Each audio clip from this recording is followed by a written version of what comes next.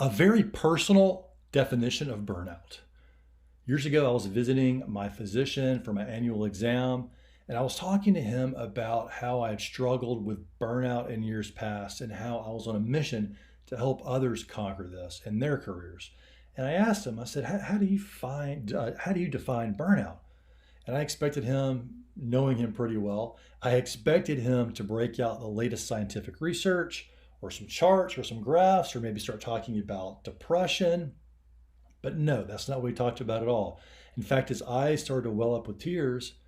And he said, Ben, job burnout is what happens when you confuse who you are with what you do.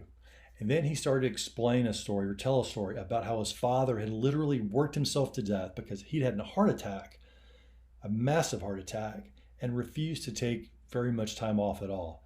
And this had serious consequences down the road, and he eventually died from it. And this is a great moral and definition of burnout for us to really think about as working professionals. Number one, it's important that we think about separating who we are from what we do, because when you do that, it's easier to focus on who you are and give yourself permission to do as Stephen Covey says, which is sharpen the saw, because we know we're more effective in the workplace for all on our own work and as a team and as an organization if we spend some time re-energizing and recreating ourselves so we can get into work and focus on where we need to head. The second piece of this is to really focus on a burnout definition that makes sense for you.